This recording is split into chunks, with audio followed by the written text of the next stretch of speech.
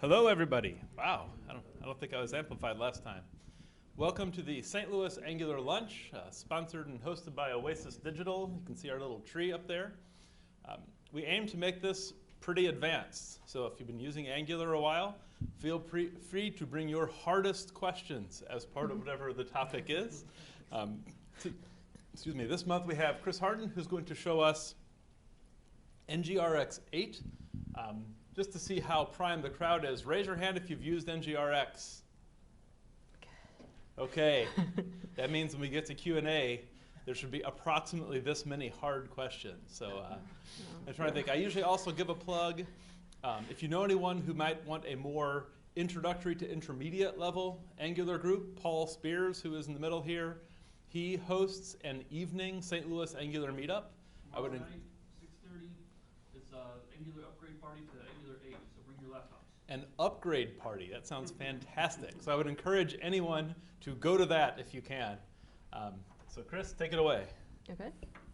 I'm Chris Hardin. I'm a software developer and Angular Bootcamp instructor for Oasis Digital. NgRx 8 was officially released a few weeks ago, so I pulled it down and wanted to see what changes have been made and what it looked like.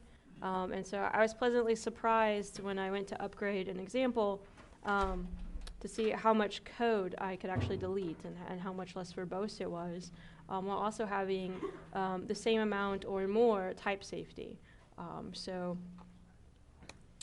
Most of you raised your hand that you've used NgRx. That's great.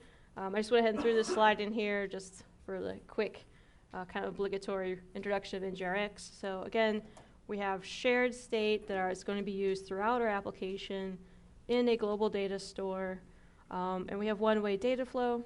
So our components are going to select data from the store, and they're not allowed to modify it. Whenever any modifications need to be made, they will dispatch an action, which will then be processed by a reducer function. So reducer functions take actions with some sort of payload, and then update your global store. And then also in the upper left, we have effects, which are for doing side effects, responding to actions, generally with some sort of asynchronous operation, like updating the back end, and then generally they dispatch a new action, which is then processed by a reducer. So that's my 30-second NgRx. Okay. So on this slide, I list some of the new features that I'm going to demo today. This is not a comprehensive list. This is the stuff that I've actually been playing with and that I will show you today. My favorite is the first point here, which are the new creator functions. And so these new creator functions are what's going to reduce the lines of code you have to write just to get your NgRx store set up. So we have a create action, create reducer, and create effect. And we'll see that in a minute. So again, a lot less lines of code to get your store set up, but still all the same type safety that you had before, and maybe a little bit more. A few other points here. Effects now automatically resubscribe if you have unhandled errors. This is really just to save kind of people who are new to NgRx, or if you just, sometimes we all screw up. So if you forget to put proper error handling in one of your observable pipelines for your effect, instead of your app just kind of breaking permanently, NgRx will actually resubscribe to the observable that threw the error. And so, as you navigate through app, the next time you dispatch that action, it will actually try to process it again. So, and we'll see, I'll show in a little bit an example of that and how it kind of recovers for you. Again, it's not meant to replace proper error handling. It's just there to kind of catch you if you kind of screw up a bit. And the last one there is, most of you have probably seen NgRx store freeze, which was a development time tool to kind of freeze your objects so that you get error messages during development if you accidentally modify the state in your store. So this is being removed, and now we have some, actually 4 different runtime checks that are part of NgRx store. For version 8, these are an opt-in feature, and they're only running during development mode. So as soon as you build for production, as long as you are calling, you're calling the enable prod mode in your main.ts, as long as you're doing that properly, then when you build your app for production, NgRx will automatically turn off these development time checks. So you don't have to worry about saying, if environment.production, turn this on. It just all happens automatically. And so for NgRx 8, this is an opt-in feature. You have to explicitly turn these on. In NgRx 9 and later, they're saying that these are going to be on by default, and you would have to explicitly opt out of them.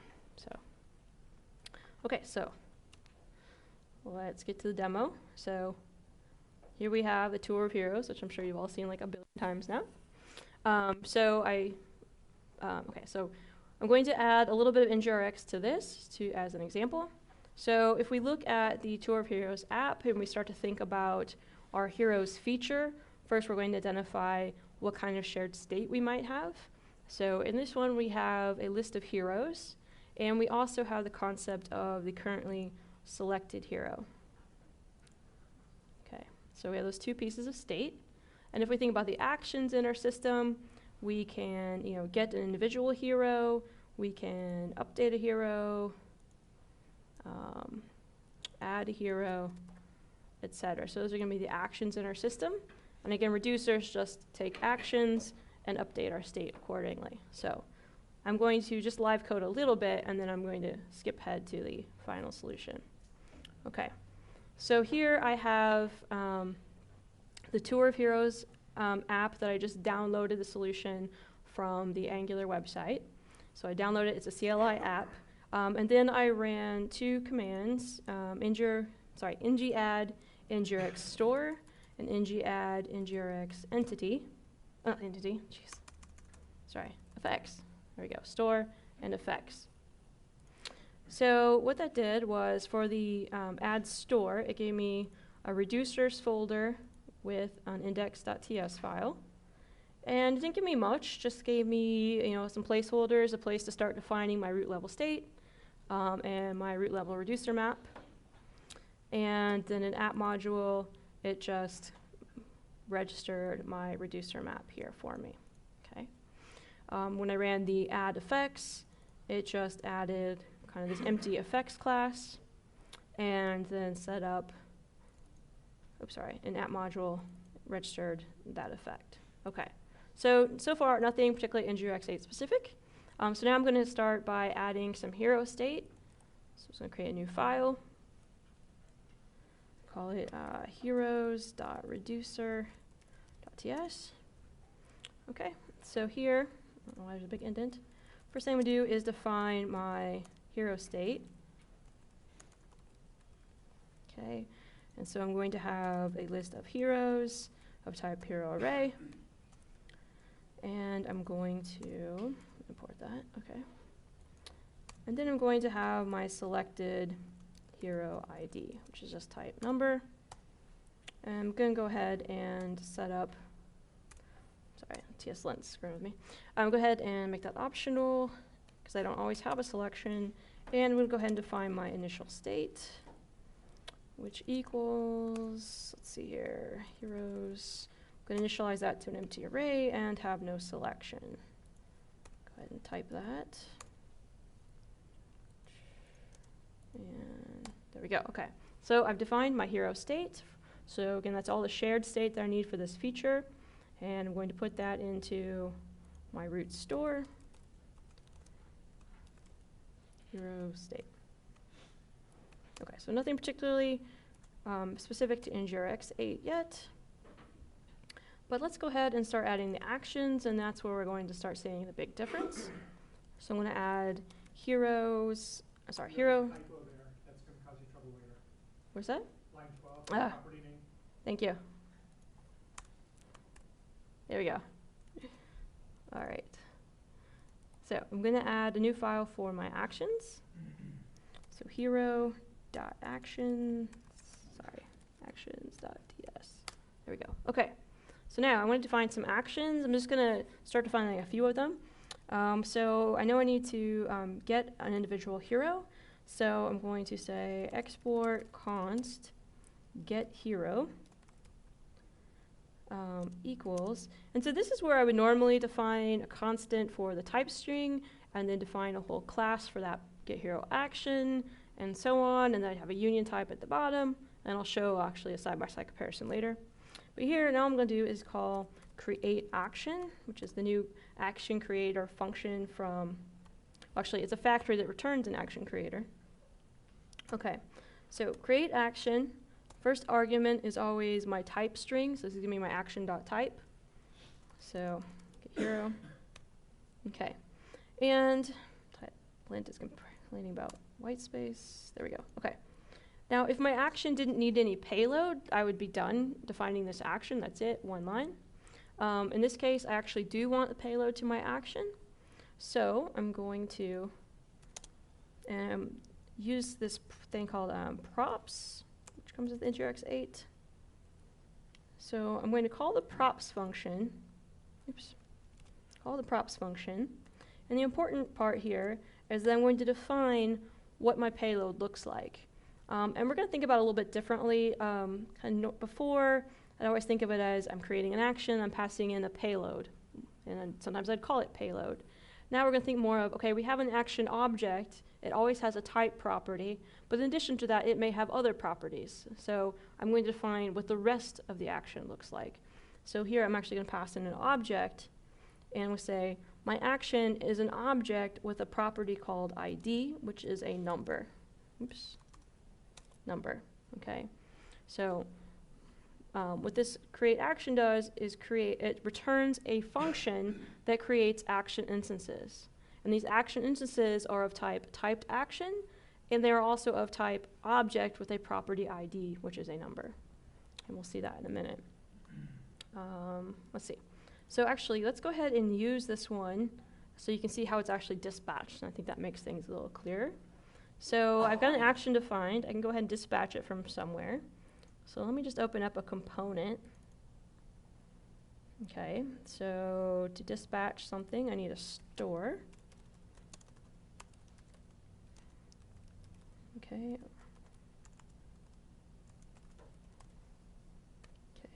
State. Import that. Okay. So here in the hero detail component, normally I get the ID off the router, and then I call the backend directly and get the hero out. Oops. Okay, so once I convert this whole app over to NgRx, I wouldn't be doing that. I would simply be dispatching a get hero action here, which would trigger an effect eventually to go get the stuff from the back end.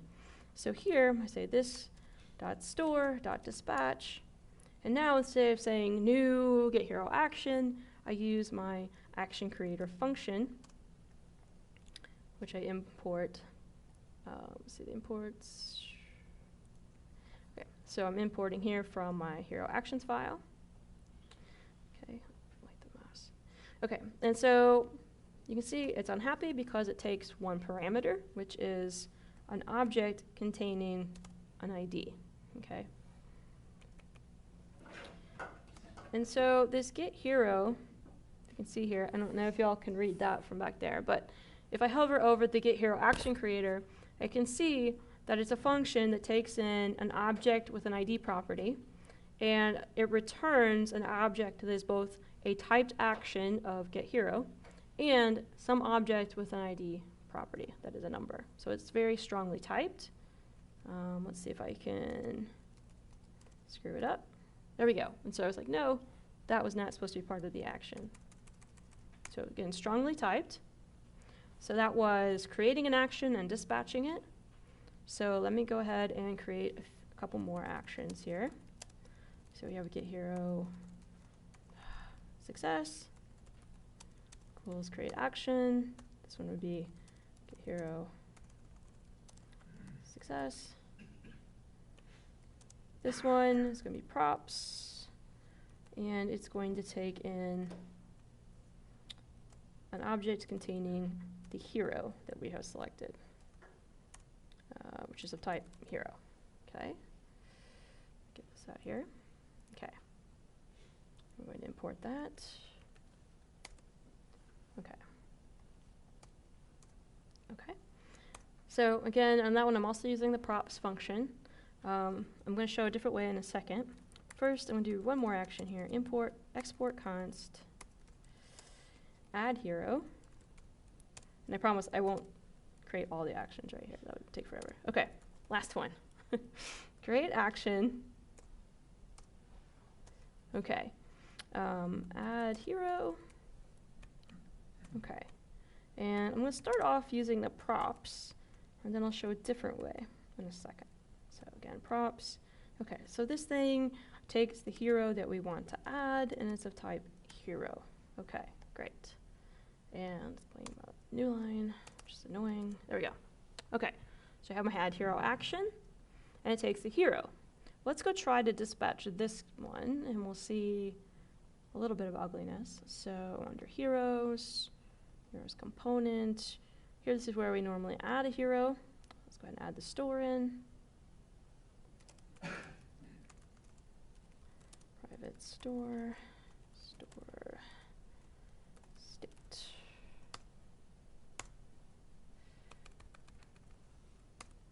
Okay. So when we normally we add a hero. Now we're going to dispatch an action. I'm sorry, store dot dispatch, and we're going to say add hero. And add hero takes a hero. So we're going to say hero is, and here we need to create a new object with a name property. So we have the name up above. Right. And so let's see here. As hero. Okay. So I had to do that bit because the when you download the Tour of Heroes app, the hero type has the ID. It does not list the ID as optional. And right now we don't actually have an ID, we just have a name. So I'm doing a little bit of this I'm taking the name, I'm creating a new hero object, and then I'm putting that into my action, okay? Because my action expected an object with a hero in it. And this looks a little messy. I can make this a little cleaner. So if I go back to my action for a minute, I don't have to use props, okay? Get rid of props. I can pass in any old function here. And so the parameters to this arrow function are whatever I want my action creator function to take. So this is now getting back to where it's very similar to defining your constructor for your action class. So your constructor could take any parameters and then set up your action however it needed to. So here, I'm going to say, you know, when you call add hero, I want just the name passed in. And then in here, I'm going to worry about actually converting that into a hero object. So name, and we'll cast it to hero. Again, because we have the ID listed as optional. Probably better, I mean, not optional. Probably better to just change the type, but that's how they originally defined it. Okay, so now I'm using the function, my own custom function, where I can do anything I want to in here, but I need to return an object at the end, and the properties in that object will be properties on my action. So now when I go back to where it's used, here, now I can make this a little simpler, and I can just pass in name. So that makes my action creator look a little better, and it's a little easier to use the rest of my application. Okay, so I've got some actions, I've got my state, so now it's time to define some reducers. Okay, so before I would define a function here with a switch statement, and the switch statement must have a default return. I don't need to do that anymore. Instead, I'm going to export a constant, hero reducer. Let's see if I can consistently spell things. Equals create reducer. So we have this new function, create reducer, which basically does all the work of creating that switch statement internally for us. And it's strongly typed. So here, the first argument to create reducer is going to be our initial state. And then after that, we're going to use the on function, again from NgRx store, and to say on a particular action, do X, right? So here I'm going to pass in my action creator. So on get hero action, I want to execute this arrow function, which must return the new state. And so the available parameters are going to be state and action, just like you're used to in your reducer functions. And here I can return my new state. And so I'm going to return a new object And I'm actually just on the get hero, I'm just going to wipe out the current selection. So I'm doing that. Okay. And now in this case, I didn't use action, so I can get rid of it for the moment. Okay. And if I hover over the state, you can see, well, maybe not, but it does say that it is of type hero state, so it is strongly typed. And now let me do another one, which we'll be able to see the typing a little bit better. So again, all the actions that I want to handle, I just do an on function for each one, and I pass that into my create reducer function. Anything I don't care about, I just don't put an on in here, and I don't have to worry about the default case. It does the correct thing. So here on get hero success, okay, this one I do care about the state and the action. Action, okay. So here, again, I'm going to return a new object. Go ahead and use a spread. And this time I want to update selected hero ID, and see how I do have the type assistance here. So WebStorm knows what's going on because it's very strongly typed, knows I need to return a hero state object. So yes, I do want to set the selected hero ID, and I'm going to set it to action, dot. And you can see this is also strongly typed. I have a type, and then I have my hero, because I specified that when I created the get hero success action. So here, I say hero.id. Okay. Let me see if I can get rid of that there. Okay. So here is my reducer function, and this is all I need for right now for these two actions that I want to handle. And again, everything is strongly typed, so if I try to say action.foo, like what is that? Okay. And if I try to return something else, it's going to say what is that? And so on. Okay. So I have my reducer, and now I just plug it in to my reducer map.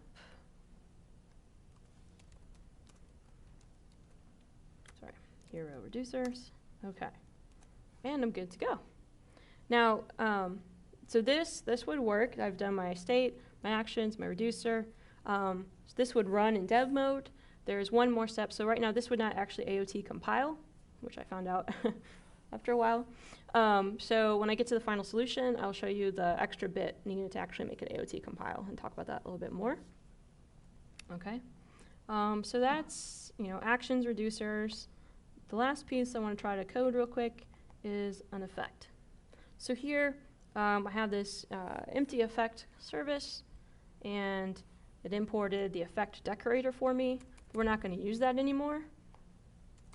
So first I'm going to create a get hero effect. And instead of using the decorator, I'm going to use the create effects function. Okay, so this guy takes in a little arrow function. And inside of, well, let me do it this way. Inside of this arrow function, you're going to say this dot actions dollar dot pipe. So this part is very similar to what you did before. Just you're using the function instead of the decorator. And here I'm going to say of type, just like I did before. Only now I'm going to pass in my action creator function. Okay. And then I can do whatever. So in this case, I'm going to do a switch map. Well, actually, here, yeah, do a switch map. And import that guy. Stop it. There we go. Switch map. I'm going to use a map in a minute. Okay. And I'm also going to use a tap. Just get these in here. Okay. So to get stuff from the back end, of course, need my actual service. So I have hero service. Okay, switch map. So here I have an action, and I'm going to say this dot hero service dot get hero action dot action is of course strongly typed action dot ID. Okay, and now my effect is still very unhappy because my effect is supposed to return an action at the end of the pipeline. So you can see it's all lit up red, hopefully with the correct error message. If I can get my there we go. Okay. So it says type observable of hero is not assignable to type observable of action. Why did it go away? No, okay, there we go. Yeah, so it really is an error. So you don't get much from switching from the decorator to the function here. It's not the same savings you have with the create, reduce, or create action. It does add a slight bit more of type safety. So with the effect, TypeScript would not have realized that I was accidentally not returning an action when I should. So you get a little bit of type safety there. Also, the effect decorator requires a polyfill, the reflect mandated polyfill. And using this to create effect action does not require a polyfill at runtime. So two kind of minor things. Plus, now it's kind of symmetric with the other creator functions.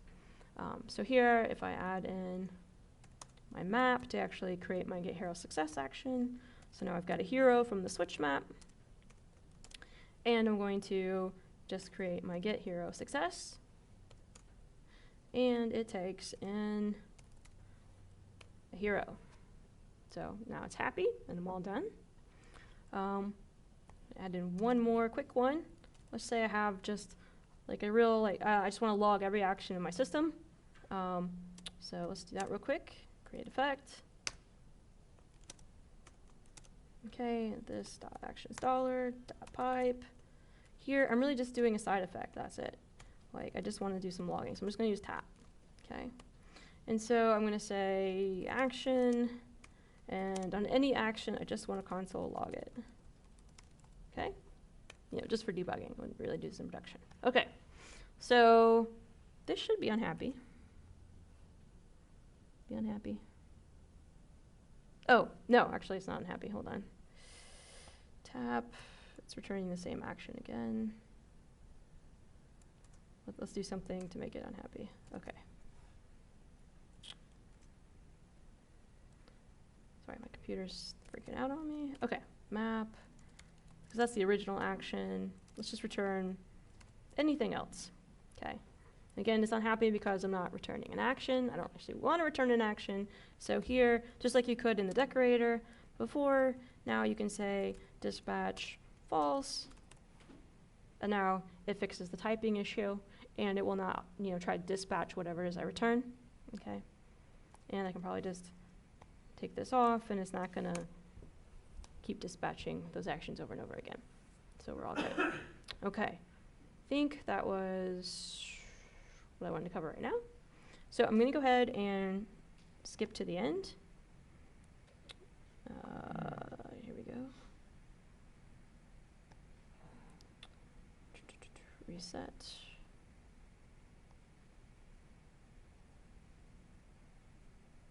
Okay, make sure it worked. Yeah, it should be fine. Yeah, WebStorm's just confused, and that's fine. Okay. Awesome. So I'm going to show this side by side. Oh, I forgot to mention. So Lance Finney, one of my Oasis digital colleagues and Angular Bootcamp instructors, he originally took the tour of heroes and converted it to using NgRx, and he's presented that before. So what I did was I took his repo, which had it written at NgRx 6, and I just literally copied and pasted his code because I'm kind of lazy. And then I upgraded it to NgRx 8. So what that means is now I can show it to you side by side to get the full wow factor of the reduction in code. So let me get rid of this. Okay. And let's see, I'm going to start with the actions because that's the biggest shame. Hold on. Why is nothing cooperating? There we go. Actions. Coming over here, I'm going to get his actions. There we go. Okay. So here's my file on the left. So again, these are the exact same actions because I did literally copy and paste his code and then update it. So my file is 17 lines long. His file is 106. So, yay! And so, But I've had a lot of good comments. Yeah, okay. I think even if we take out the comments, it's still pretty big. So, Lance was following the recommended good action hygiene practice of, creating a constant, actually an enum here, with constants for each type, and then creating a class for each action, and then creating, doing the TypeScript magic here with a discriminated union type, so that in his reducer, the reducer could be type safe. Now we don't need any of that. That's all going to be done for us by this create action function on the left. And so that's really kind of the biggest improvement. And then if we open up our reducer, we get a slight improvement there.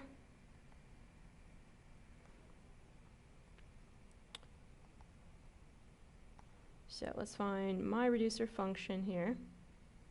I'm not talking about the selectors because they didn't, as far as I can tell, they didn't actually change. So, okay, get rid of that terminal down there. Okay, so here on the left is my reducer, what I call the create reducer function. It doesn't have a switch statement in it. It almost fits on the screen. So it's about, what, 25 lines or so. And then on the right is the same reducer function written the old way, exporting a function with the big switch statement, and so on, and then the default case. And so this one is more like, what, 30, 35, 40, something like that. So again, exactly the same functionality. They're both type safe, but I didn't have to write the switch statement, and I didn't have to write all that stuff in my action file in order to make it type safe. Again, with the effects, there's not much noticeable difference. Let me find, where did my effect go? So here I have hero list effects. And over here I have his effects. Okay, and so if we look at, let's say, get hero, it's pretty much the same stuff. No savings in lines of code, or really. It's just we're switching out the decorator for the function. Again, we get a little more type safety and get rid of an extra polyfill. So, okay. I did say that my solution didn't actually AOT compile. So let me show you that. Okay. And I don't think I've actually found the answer in the NgRx documentation. I actually had to look at their example app source code to find the answer. And first I read a blog post by somebody else which had the wrong answer. So here, let's, here we go. So yeah, so if you bring up the NgRx documentation right now and it shows you getting started, it leaves out the whole, hey, this is how you have to AOT compile thing. So here, instead of putting reducer, so here's our app module. Let me go ahead and make this, okay. So here's our app module. Instead of putting the reducer map in here like we were before, we actually have to put an injection token called root reducers. And so if I open up my index file, oh, come on, there we go. So I open up my index file. So normally I just define my reducer map, and it looks kind of like this. And then in my app module, I pass that in. The problem with that is it doesn't AOT compile now that we're using the create reducer function, because you can't invoke a function from a decorator, and NgModule is a decorator. So we have to kind of delay that a little bit. And so we have to do this instead. So now we're creating an injection token called root reducers, which has a factory method which basically returns the reducer map we would have created anyway. And so now instead of passing this map directly in to the store module for root, we instead pass the reference to this injection token. Okay, and so we're basically just delaying the need for invoking that function, sort of. So when AOT goes to statically analyze stuff, it doesn't give you a complaint. So without this, if I just put the reducer map in there directly, you get that standard error about you need to export a function, blah, blah, blah. Can't call functions from a decorator. So, okay. Wow. So now I'm over time as usual. Okay, so there were two additional things.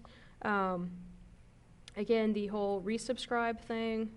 Let me just show that real fast if I can. List effects. So normally, let's take out my error handling and all this stuff. So let's write this in a slightly more naive fashion. Okay, get rid of all this error handling. Who needs that?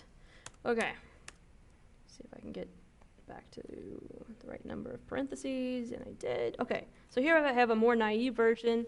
And let's assume that I don't have any error handling in my getHero method. And so now, if there's ever a problem calling the back end, my whole app is going to die. But now in NgRx 8, it'll just keep resubscribing. To simulate how it used to work, I'm going to actually pass in some configuration. So you can turn this new feature off. So again, the second parameter to create effect is in options. And one of the options is resubscribe on error. So you can turn it off if you want to, but it's on by default. So now it's going to behave like it would have in NgRx 7. Maybe I may have been too much for it. Hold on. Nope. Okay. What did I do?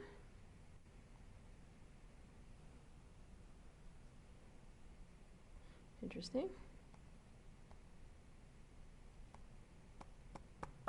Okay, the whole thing is hosed. Okay. Task manager.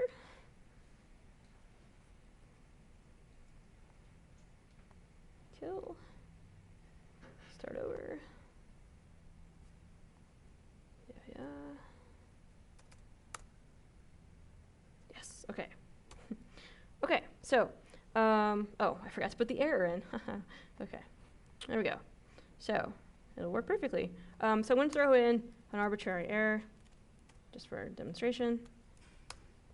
And so, now, I'm going to pass in, so after the switch map, I have a hero. And if you are the unlucky hero number 15, which happens to be Magneta, I'm going to just throw a random uncaught error. Great. Okay. So now, if I do this, make sure it's up to date. Okay. So I can go to Narco. Great. Go to Bombasto. Great. Now if I go to Magneta, which is number 15, it barfs. Oddly, it didn't barf here.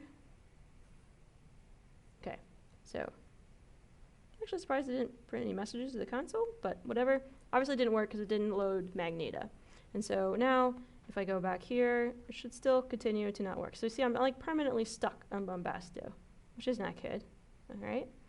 So if I go back here and I say, yes, I do want you to protect me from being dumb, take that off. And so now the default NgRx 8 behavior is Narco, yes, Magneta, oops. Okay, and then Narco, Bombasto. So it still works. So I have an error, but at least the app's not completely broken. Okay, so I was supposed to finish like 5 minutes ago. So last thing is the runtime checks, which I believe I already threw in here. So when you register your store module here for root, at the root level, you can register runtime checks, and you can turn them on and off individually. So basically, it's going to do what store freeze did for your state if you say strict state immutability. So during dev mode, try to modify any property of an object you got from the store, blows up for you in the console. You can do the same thing with actions. So once you create your action, it will freeze it. And so if you try to modify any property on the action, it'll blow up in the console.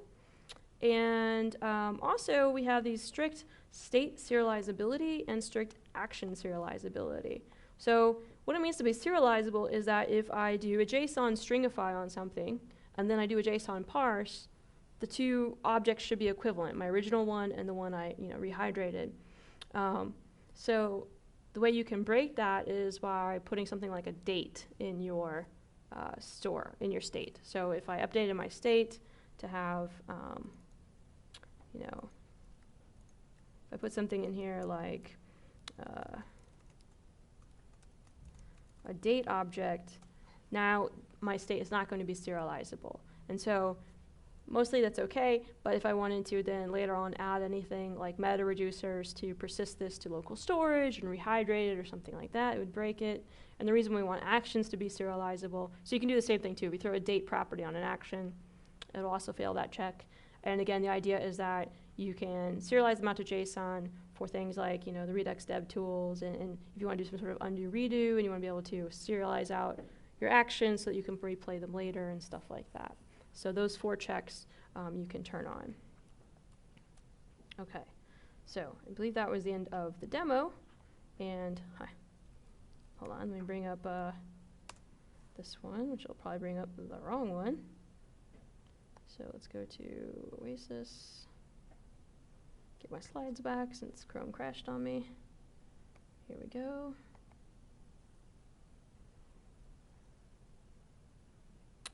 And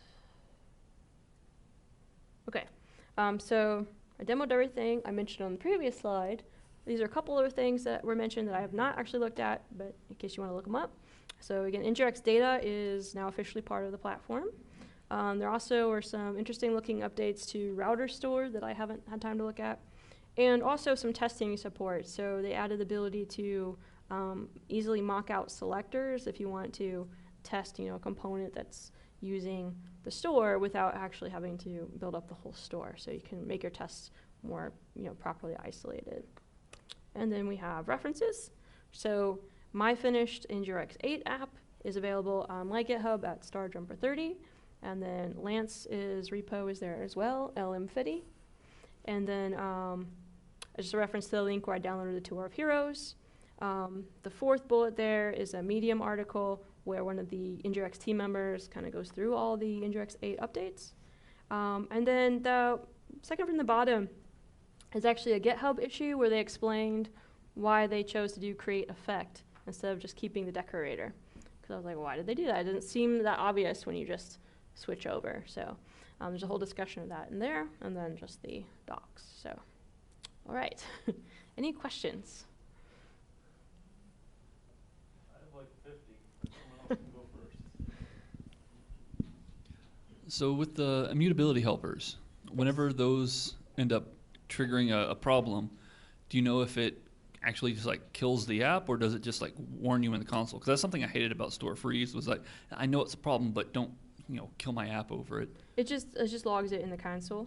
So I was going to demo it, but then I was like, oh, we're out of time. So it does just log it in the console. Let me see if I can, I probably can just trigger one right now really quick. So I'll say date, and then date, type date. So it should blow up as soon as I run it. So I got the console open. Yeah, unserializable state in heroes.date. Oh, that's a bad example because now it's bricked because I have weird stuff in my. Why is it doing that? Heroes of undefined. Well, it probably breaks the world, right? Yeah, it did seem to break the world, didn't it? Yeah. I think it's Okay. an unrealistic expectation. Okay. I think so that's apparently a bad example. The here, let me change my reducer to actually do the immutability one. That's fairly easy. So here, I'm just gonna say state dot selected hero ID equals undefined, and then just return state. So clearly that's wrong. So I'm modifying my state directly, and here says object is not extensible, can't add properties like hero ID, but I believe, yeah, it still works. And so for that and the one where if you modify an action, it also just prints it to the console and it keeps working. So looks like the adding non-serializable properties to your actions or state is a little bit more egregious. So I have a hopefully kind of big question without a huge answer. Okay. So I like TypeScript a lot. I've been kind of cheerleading TypeScript since like 2014 or something, like quite a long time. But it's starting to remind me of template metaprogramming in C++. And I wonder, are you concerned that as we're like leveraging the type system to do more and more great things, that we're going to end up making it as difficult to enter as it was hard for people to pick up template metaprogramming in the bad old days? What do you think?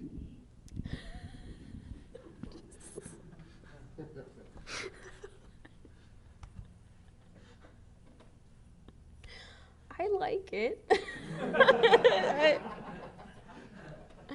I mean, I'm used to, I come from Java and Spring and whatever, so, I mean, we have a long way to go before we get as heavy as that. Okay. My threshold is pretty high.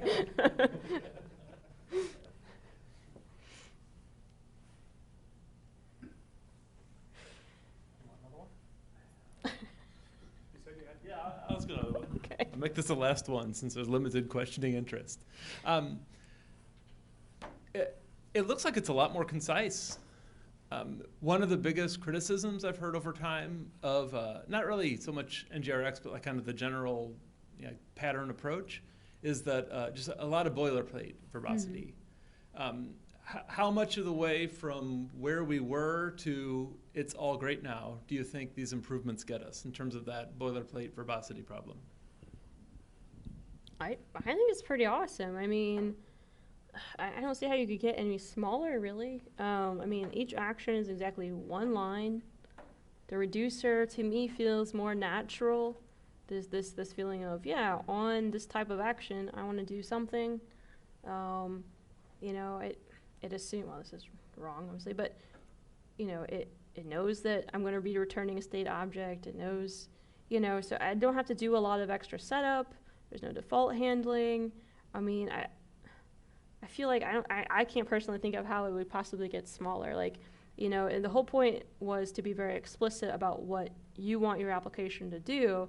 And I feel like, to me, this seems like we've gotten down to just that part where everything I'm putting in here is for me to be explicit without any extra work of what, the framework is going to do. This is just really my business logic going in here directly.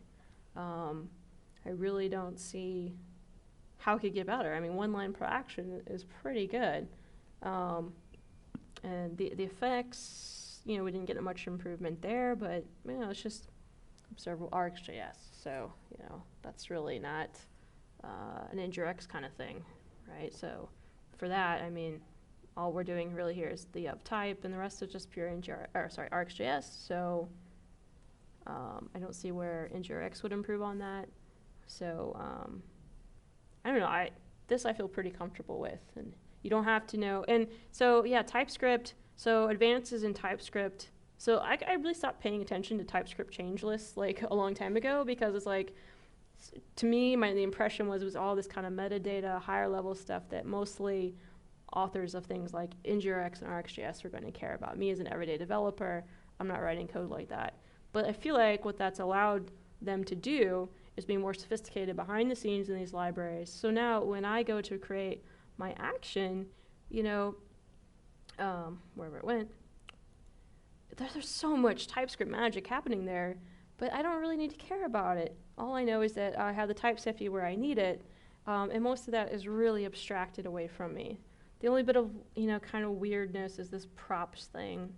But I could, if that's uncomfortable for me, I could do something a little more natural, which was, I don't think I have the example in here, where I passed in, my own function instead, which is slightly more verbose here, but feels a little more natural. It makes the dispatching a little more natural. So, I feel like before I had to know more TypeScript because I had to create the discriminated union type. I didn't know what the heck that even meant, and do that at the bottom, and then import it in my reducer. So I feel like we've actually removed some of that complexity as well, even though obviously if you look at the NgRx code itself, I'm sure it's more complex, but our code got a lot less complex. So I'm pretty comfortable with it. I think it's pretty cool. Yeah, I'll add to that. Chris and I, when we worked at a previous employer, created a library because we did not like what is often called the boilerplate, and one of who knows how many libraries for that purpose. But I would say that we would never even have thought of the need of it if this had been the syntax at the time. Right. And you mentioned NgRx data a little bit. I guess this is kind of to fill the gap where to help customize NgRx data and Well, I mean, NgRx data is for, to me it feels like it's for, I've never actually used it honestly, but I've looked at it. And to me it feels like it addresses a specific use case of managing particular types of data. Now, ironically, what I just showed, I think is that specific use case with the hero list and the selected hero. But not all of your state is going to look like that and fit into that neat little box. So, you still need to know how to, it should still be easy and comfortable to just create actions and manage state and reducers without using a library like NgRx data, because not everything fits that CRUD on a list of objects model per se. There's going to be all types of different things you can store in your data store, and NgRx data is not going to appeal to everyone. So it's nice that the underlying core framework is itself now easy to use, and there's not quite as much of a need for NgRx data, though NgRx data kind of, for one thing, NgRx data goes beyond these concepts and adds a whole nother layer of stuff, like trying to guess what your backend APIs are going to be and stuff like that. So it's a lot heavier and probably more restrictive, just from, again, my impression of looking at it. So I think, again, getting the core framework cleaner and simpler is still going to be very beneficial. I guess thanks for coming, everybody. Thank you.